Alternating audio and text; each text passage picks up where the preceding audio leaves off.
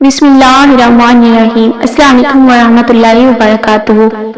Viewers, आज की इस वीडियो में मैं आपको बताऊंगी सजदे तिलावत और सजदे सहव करने का तरीका और सजदे तिलावत और सजदे सहव कब वाजिब होता है।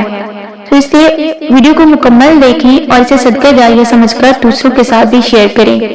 सजदे तिलावत, अगर आपका कुरान शरीफ इस रमजान में मुकम्मल हो गया है या फिर रमजान के अलावा आपने मुकम्मल कर लिया है, तो इन कुरान शरीफ में 14 आयतें सजदा तिलावत की हैं। इनमें से जो आयतें पढ़ी जाएगी, पढ़ने वाले और सुनने वाले दोनों पर सजदा वाजिब हो जाएगा, चाहे सुनने वाले ने सुनने का इरादा किया हो या ना किया हो।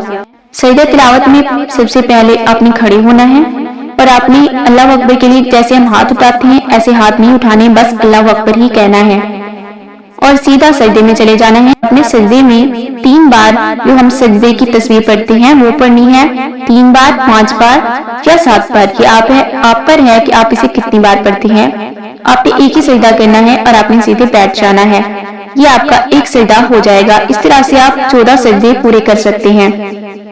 और अगर आप बैठे हुए हैं तो आपने अत्तहियात वगैरह नहीं पढ़नी, आपने सीधा सजदा ही करना है और सजदे में इसी तरह तस्बीह पढ़ के सजदे की आपने सीधे बैठ जाना है।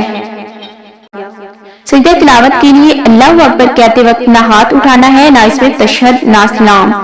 अगर सजदा तिलावत से पहले या बाद में खड़ा ना हो या अल्लाह अकबर ना कहा या सुभान अल्लाह रब्बी अला ना पढ़ा तो भी सजदा अदा हो जाएगा, मगर तकबीर छोड़नी नहीं चाहिए। ये सलफ के खिलाफ है।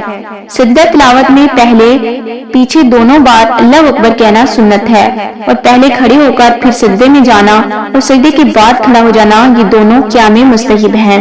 सजदा सहव, सजदा सहव कब वाजिब है। जो चीजें नमाज में वाजिब है उनमें से अगर कोई वाजिब भूले से छूट जाए तो उसकी कमी पूरा करने के लिए सजदा सहव वाजिब है। सजदा सहव का तरीका, इसका तरीका ये है कि नमाज के आखिर में अत्तहियात पढ़ने के बाद दाहिनी तरफ सलाम फेर कर 2 सजदे करे और फिर शुरू से अत्तहियात वगैरह सब पढ़कर सलाम फेर दे। अगर कोई वाजिब छूट गया और इसके लिए सजदा सहव ना किया और नमाज खत्म कर दी तो नमाज दोहराना वाजिब है। अगर कस्तन यानी कि जानबूझकर कोई वाजिब छोड़ दिया तो सजदा सहव काफी नहीं बल्कि नमाज दोहराना वाजिब है। जो बातें नमाज में फर्ज है, अगर उनमें से कोई बात छूट गई तो नमाज ना हुई और सजदा सहव से भी ये कमी पूरी नहीं की जा सकती बल्कि फिर से पढ़ना फर्ज है। किन बातों के छूटने से सजदा सहव नहीं, वो बातें जो नमाज में सुन्नत है या मुस्तहिब हैं, जैसे कि ताउज, तस्मिया, आमीन, तकबीरात इंतकाल, तस्बीहात, इनकी तरफ से भी सजदा सहव नहीं बल्कि नमाज हो गई, मगर नमाज दोहरा लेना बेहतर है। अगर नमाज में कई वाजिब छूट गए तो एक बार वही 2 सजदे सहव के सब के लिए काफी हैं, चंद बार सजदा सहव करने की जरूरत नहीं। अत्तहियात पढ़ने के बाद तीसरी रकात के लिए खड़े होने में इतनी देर की कि जितनी देर में अल्लाहुम्मा सल्ली अला मुहम्मद पढ़ सके तो सजदा सहव वाजिब है। चाहे कुछ पढ़े या खामोश रहे, दोनों सूरतों में सजदा सहव वाजिब है। किरात वगैरह किसी मौका पर सोचने लगा और इतनी देर हुई कि 3 बार सुभान अल्लाह कह सके तो सजदा सहव वाजिब है।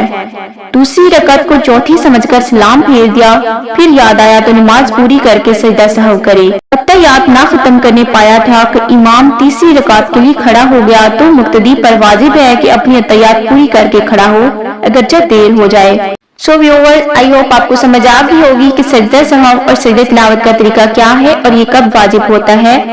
अगर किसी चीज की समझ नहीं आई तो आप लोग नीचे कमेंट सेक्शन में पूछ सकते हैं। मुझे जितना इल्म है मैं आप लोगों को जरूर गाइड करूंगी।